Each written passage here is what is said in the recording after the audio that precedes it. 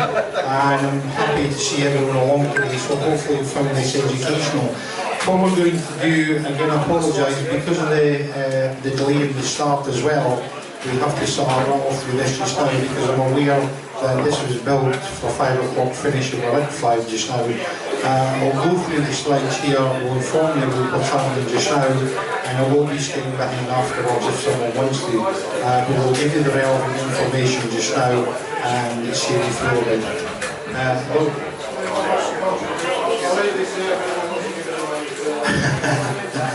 Unfortunately, it's got nothing to do. Unfortunately, he says it's nothing we've got just now. He says one of our patrons has actually come around and put in a can there. This is for donations. Obviously, if anyone's willing to assist or help out, feel free. Obviously, something later on before you go, just to pop something in. Thank you very much, and maybe not just now, we'll get this dealt with, but obviously so we'll proceed through and there will be the opportunity to ask questions at the end. Right, in relation to the Common Law Court, we're going to run through information just to let you know what's happening over the last year and what's going to happen. First of all, we'd like to introduce you to the logo which we have shown earlier on. This is going to be the new logo which we're only going to use from now on and will not use anything else.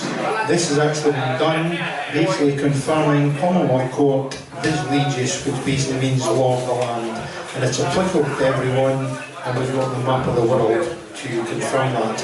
Now, within here we've got the commonlawcourt.com. Basically says the commonlawcourt.com site is set up to record information from common law courts, to display it and keep a permanent record. With that, we've had various people asking for various facilities. So we have things like recording birth certificates, we have various other categories where people can claim ownership of a legal fiction, claim ownership of a property and move it into common law jurisdiction. There's issues in relation to council tax and various other things, but the facilities are there for people to use. Over the next probably a matter of weeks, we're going to create a new website, and with that there'll be another 4 or 5 pages to it. The website will be redeveloped, it'll be a lot more customer friendly, user friendly, and we should actually have quite a good video page on it. We're going to take many testimonials from individuals. At this moment in time, we actually have people clocking in, logging onto the website from 107 countries, which is great, but it doesn't actually mean to say that everyone likes it. But we have 177 countries, which is actually quite good. However, I was wrong with my figure earlier, I was quoting 34. We actually have people recording the birth records from 36 countries in the world. So when we've set up and says predominantly we'll deal with the UK and Great Britain, people in 36 countries are using this.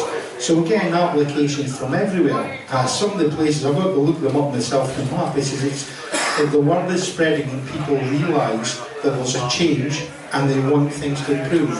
They want obviously to attack the state and they want to deal with a lawful remedy and return the power to the people, which is what it's about. People have to realise what's going on, and unfortunately a lot of people are still oblivious to what the state are doing. The more information gets out, the more common law courts, the more the process is highlighted, the easier it becomes for the people to deal with this. Properties under common law jurisdiction just now, because people have wanted to protect their properties, houses, they've actually got properties recorded from England, Scotland, Northern Ireland, the Republic of Ireland, America, New Zealand and Poland. Great, which is nice. Thank you for that one. It's nice simply because people are using this process. They're being attacked by the state and they're trying to protect their property. And it's not just here, it's applicable everywhere. So people can use it. We've put on a map of the world there. Predominantly, since there's very few countries now left, which are sort of grey.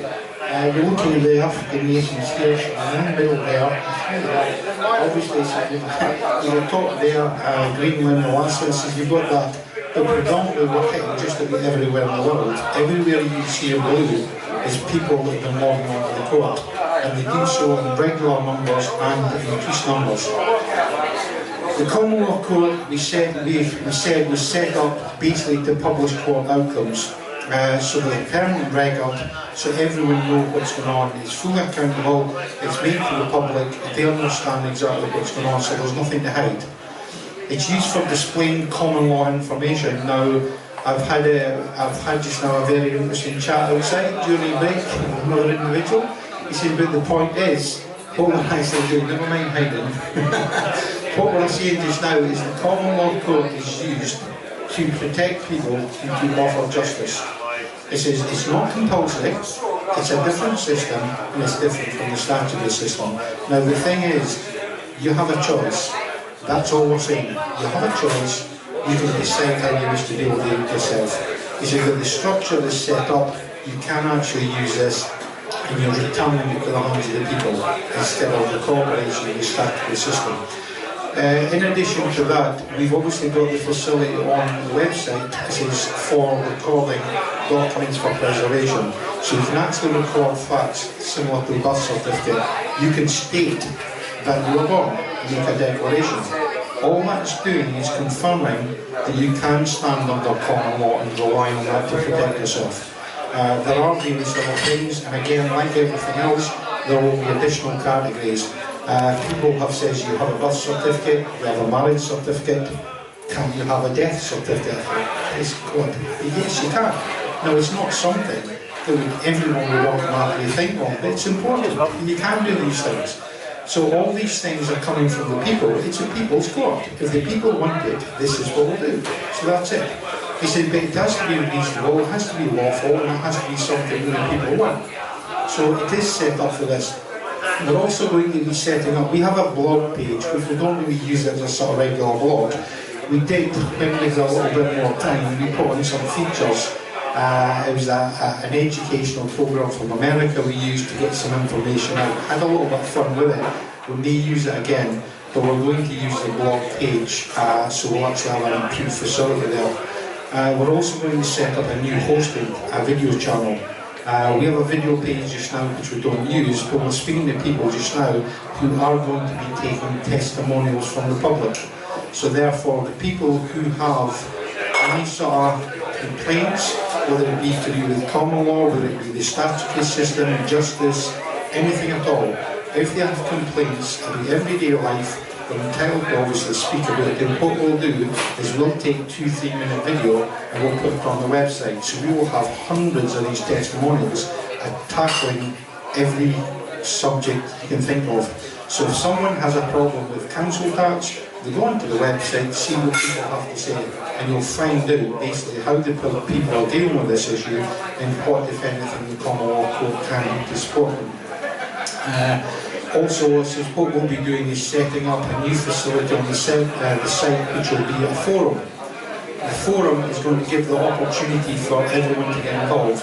So you can actually go in, and the forum will be available to everyone to view, so you can go in and it will not be closed, so everyone can read the subject matter.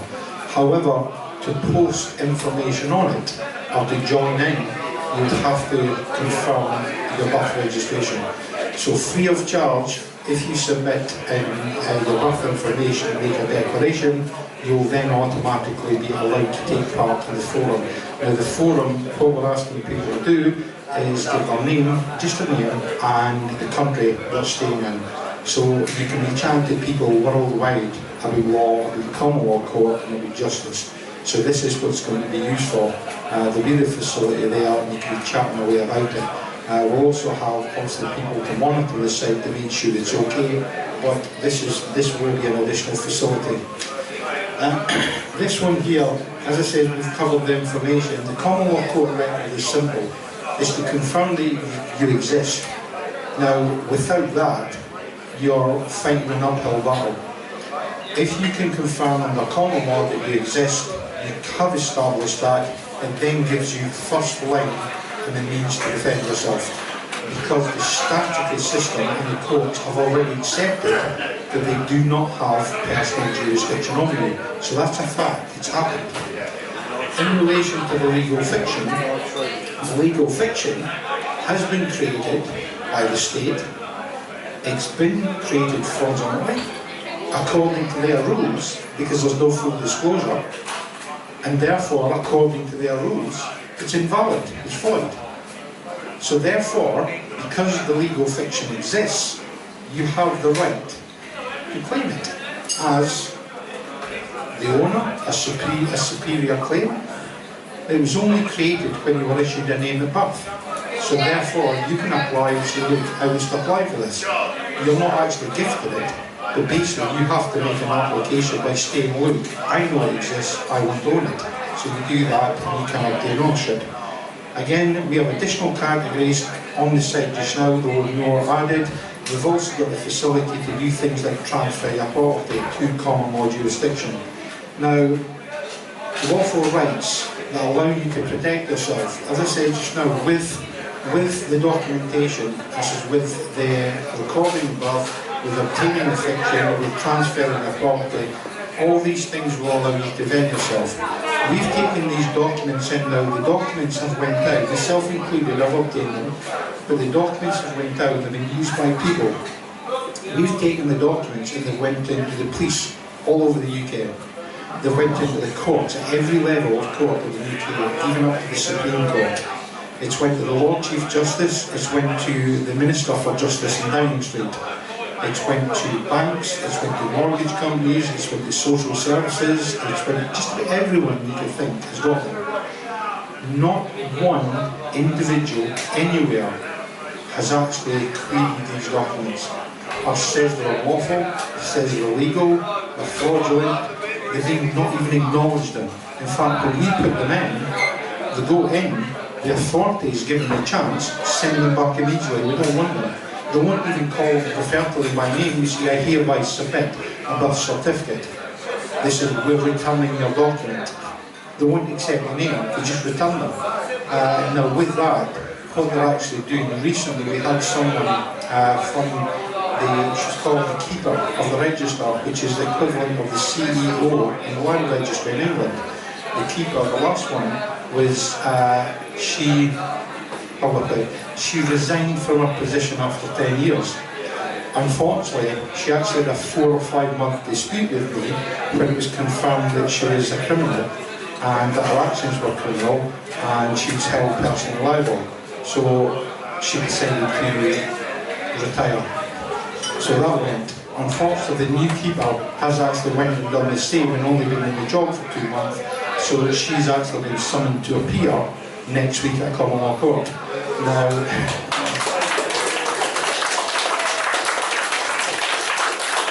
what these people, this keeper was actually informed that it's not a matter of accepting the documents or not accepting them. She has an obligation to do that because they're lawful, they've been issued by the Common Law Court and they're superior to statutory courts.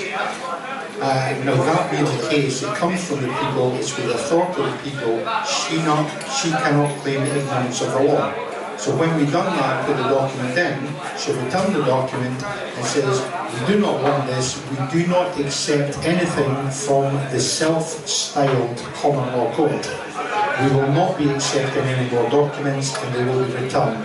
Now, she failed to comply with the order that was given to her, but in doing so, it's not the fact she failed to comply with it, it's the fact that she's turned round and told us that she does not accept the authority of the people.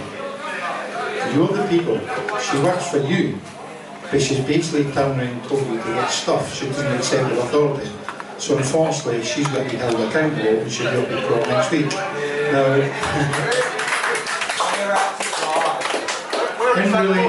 in relation to that, what we're actually going to do just now, we've issued various things. Something that was to highlight as well, this one, I will actually defend myself because this one actually does generate a little bit of income to help with what we're doing just now. But the process of having birth certificates and various other things, they're not compulsory and you make literally nothing on them, like 90 pence a document and that's it. It's a lot of work and we've got a lot of people dealing with it, but people do want them, which is fine. So it's a facility available. What we've found out just now is that people also want other things. For example, they don't want to carry an A4 extract with them. They say, can you have something you can put in a pocket, or a wallet, a purse? So So it says, right, so we came up with it, and there's a gentleman I spoke to quite regularly. It came from him in Isle of Wight. We had a chat, a conversation, we went on for a while, and he says, well, we could do something like this. Basically confirming a card. Now these cards basically are confirmation of your stance under common law. They're not compulsory, you don't need them. But basically the information here, for example, this one, I'll come to this easier, we've got a dodgy guy over there, John Smith. This one here is international, the cards are the same, different colour. Over here what happens is you get the flag. The flag tends to be your country of birth. In exceptional circumstances, you could come and say, well, I was born, say, abroad, I was born in Spain, I was only there for a month and I've lived all my life in the UK. Can I get one for the UK? Which is fine. So again, it's not fixed in stone, you can get one there, but predominantly it tends to be a birth flag. Wherever you're staying just now, we tend to issue a card. If it's someone abroad, we'll say we'll give you an international card. If you actually have someone who's British that has went abroad and spent a lot of time, they want a card from Great Britain. So it's not fixed, they can have either or. So the facility is there to order one.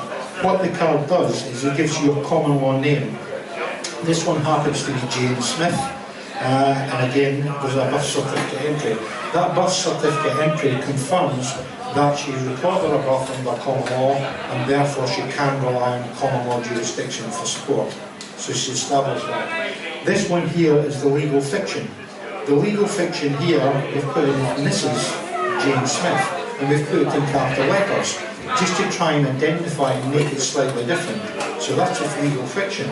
Now here, the code there means that she has recorded ownership of the legal fiction. So therefore, when she's dealing with the state, she has a prior claim, she owns the fiction. So therefore that changes her defence when the state was to go for, because she has been authorised as a rightful owner for this. This one here gives you the date of birth and then the categories which is ordered. For example, to get one of these cards you have to do two things. You have to record your birth to say that you exist, and you have to claim the legal fiction. Now when you do that two things, you then qualify for a card, should you want one. They're not compulsory, if you want one you can get one. By getting these cards, they do actually release a bit of funding, because the problems we're having just now with people and say, look, this is what we need to do, and for convening courts and additional costs, we don't actually ask people to pay for courts, we don't convene it. And the court we had convened, I said, forgetting the time, the effort and expense, we actually had I think it was 3,600 sheets of paper to prepare for Ashcott, the case in Glasgow, 5 cases, let alone the time to prepare the court papers, to put it all together, to print and do that, and then the cost of getting them there. So all this thing takes time, effort, expense, nobody gets paid for this. So obviously with the gentleman, this is who obviously we had a chat with from when we decided to set these cards up. You can actually get one if you want. He says, so again, we've had additional help in relation to providing the machine as well, so that's able to help us just now. So again, it does get something just now, so that does help. They're not compulsory, but these are the sort of things we're doing, and again, is to protect the public. Existing cases, the final one just now, just to go through, what we're doing just now, we've got the enforcement of existing court orders just now. We have court orders which have been issued now.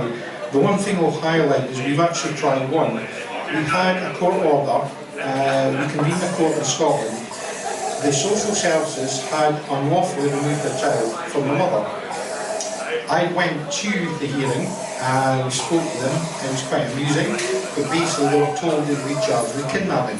So they told us not to be silly, we're being stupid, we will never be charged. I said, of course you will, watch this space. So we got a Common Law Court. So they had to appeal in Common Law Court, ignored it completely, so we dealt with it. Now the jury decided, the mother says, I would like my child returned in 48 hours, which is nice, that's okay. But the jury says, no, that's unacceptable, no. We want the child returned in 24 hours. I thought, it's totally fine.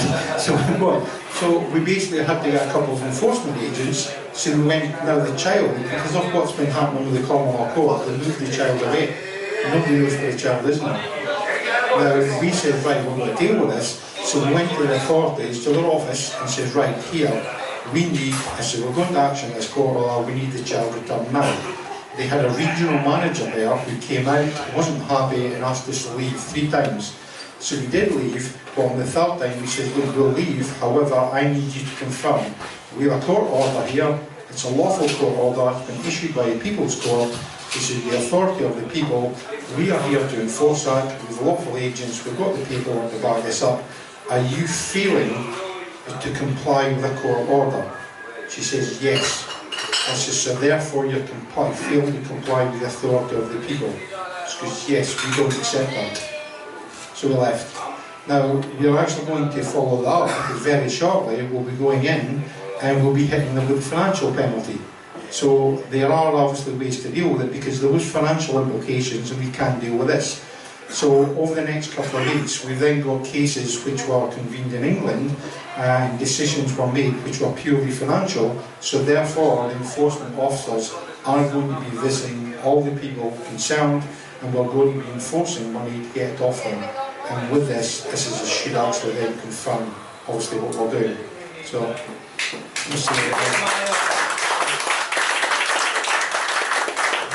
always on the point of enforcement, what you may or may not be aware of, because the children's services and the social services in Scotland didn't like what we're doing, they decided that they would contact a high-profile team of solicitors in Edinburgh. So they then wrote to the Common Law Court, which I pointed out earlier, but they only wrote to Dear Sirs, who are there. But it says that everything you put on the site has to be removed. You can't put anything else on the site. We're not happy. We'll be done for abusive behaviour, aggressive behaviour, fraud, various other things. There was a huge letter at the bottom that says, and by the way, although you've done all these things, we're actually prepared to let it go if you remove all the information from the website. And by the way, you've got till next Friday to do it at 5 o'clock. Oh, right, okay. So we spoke to quite a few people involved in the court and said, right, okay, well we need to do a letter. So basically we returned the letter to the individual, but bearing in mind it's a people's court and the people have to be aware, and because a lot of people had been aware and wanted to know what's going on, the letter from the solicitor was posted on the website. And again, on behalf of the people, we then posted a response to the individual, and we also put his photo on the website. I said, so that's fine. So on that point, I says, he had said that we couldn't put any more information up. Now we've done that, they've never came back. They've never touched this, they've never came back, they can't do anything. Now, the interesting thing about this, if you think about it, and when people say, well, can you do anything with the Common Law Court? What we've done is we went down and dealt with it. Now, if you take a court order and you propose to go in front of a court and say, look, I've got a court order, I'm going to do X, Y, and Z. I'm going to enforce this, you will do X, Y, and Z, here, we're here to action it. That, if that is illegal, if it's criminal, if it's fraudulent, and the documents are dodgy, they